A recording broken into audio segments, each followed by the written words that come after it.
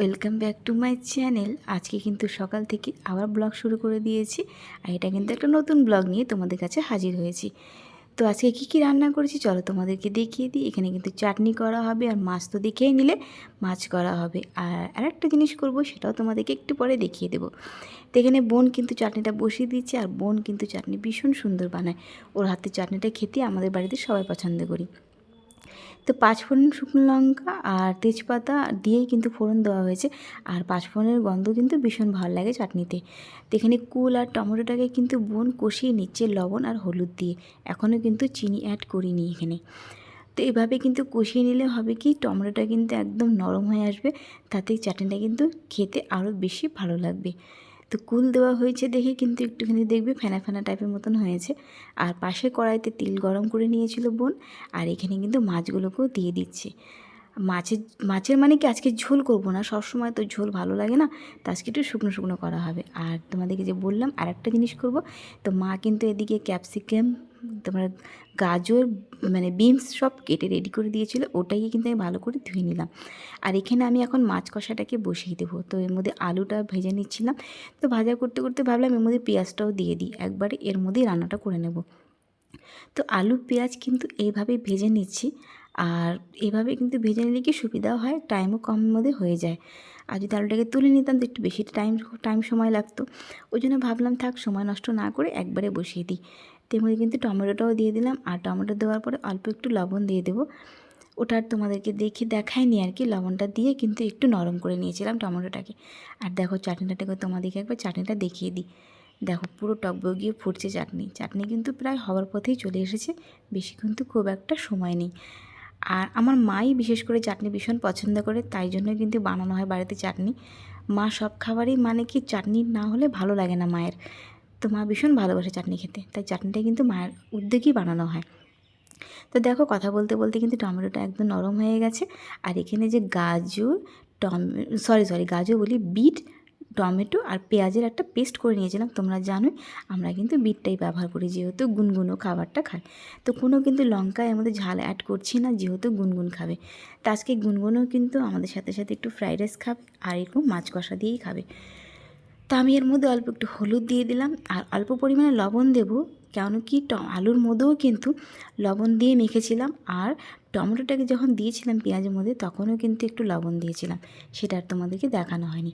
যার জন্যই কিন্তু আমি লবণটা একটু কম ইউজ করব, বেশি খুব একটা ইউজ করব না। আর যেহেতু গুনগুন খাবে ওই জন্য কিন্তু খুব চিনি ইউজ করছি না। মাঝে সাঝে ওকেও চিনি দিই, কিন্তু খুব কম, বাচ্চা তো বেশি চিনি না দেওয়াটাই ভালো, ওই জন্য দিই না সেভাবে। আর দেখো চাটনি কিন্তু একদম রেডি, আর চাটনিটা কিন্তু একটু পাতলা পাতলাই করা হয়েছে।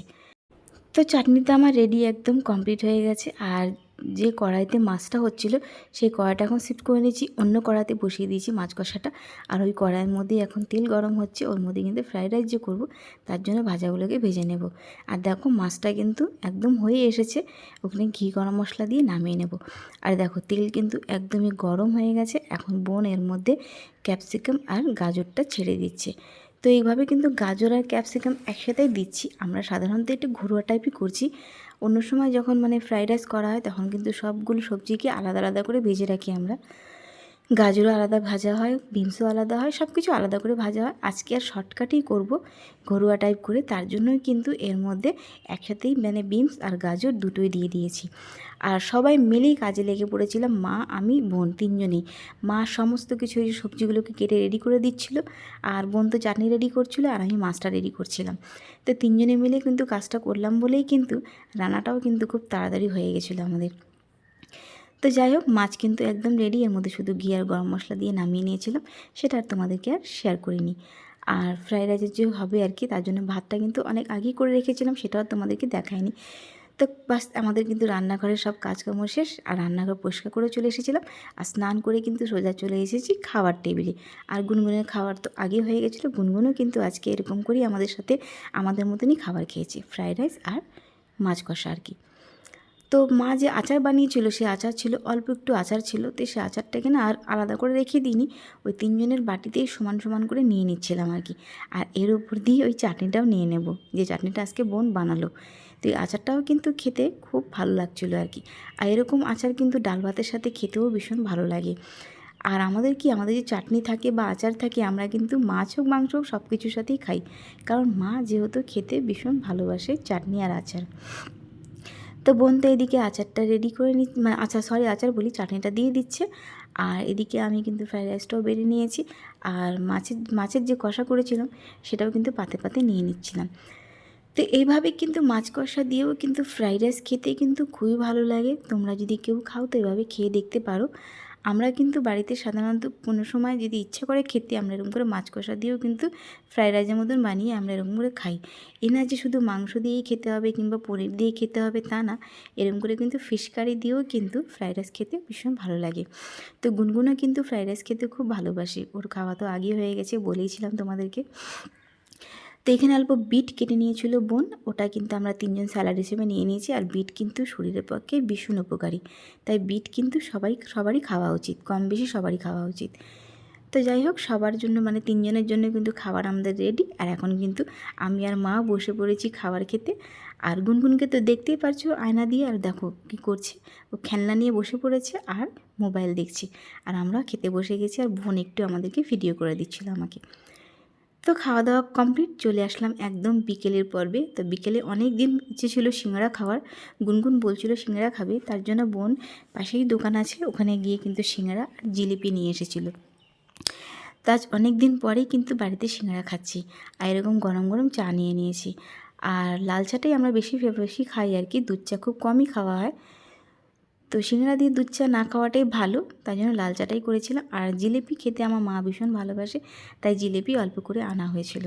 তাই দেখো দুটো করে সিঙ্গাড়া কিন্তু সবার জন্য আনা হয়েছে। আর গুনগুন বলছে আমি সিঙ্গাড়াটা নিয়ে ওই খাটের উপরে, মানে যেখানে প্লাস্টিক মা বিছিয়ে রাখছে ওখানে নিয়ে যাবে। তো ওকে তো পারবে না, ও ছোটো মানুষ, তাও মানে ও চায় নিজে নিজে সব কিছু করতে। তোকে একটুখানি উৎসাহ দিই করার জন্য, আর বেশি মানে করতেও চাইবো, করতেও দিই, যেহেতু বাচ্চা মানুষ, না দিলেও হয় না, সব কিছু শিখতে হয়। আর দেখো ও বসে পড়েছে, আর সিঙ্গাড়া কিন্তু ওর ভীষণ ভালোবাসে খেতে। আর ও কিন্তু তরকারিটা খায় না, ওকে শুধু খোলাটা দেওয়া হয়। আর দেখো হাতে জিলিপি নিয়ে নিয়েছি, জিলিপি কিন্তু খুব একটা পছন্দ করে না, তাও ও খেয়েছে, জিলিপিটা অল্প একটু খেয়েছে। আর সিঙ্গাড়াটা কিন্তু মোটামুটি ঝালই ছিল। আমি যখন মানে খোলাটা ছাড়াচ্ছিলাম তখনই মানে একটু মুখে দিয়ে দেখেছিলাম, বেশ সিঙ্গাড়া কিন্তু বেশ ঝাল।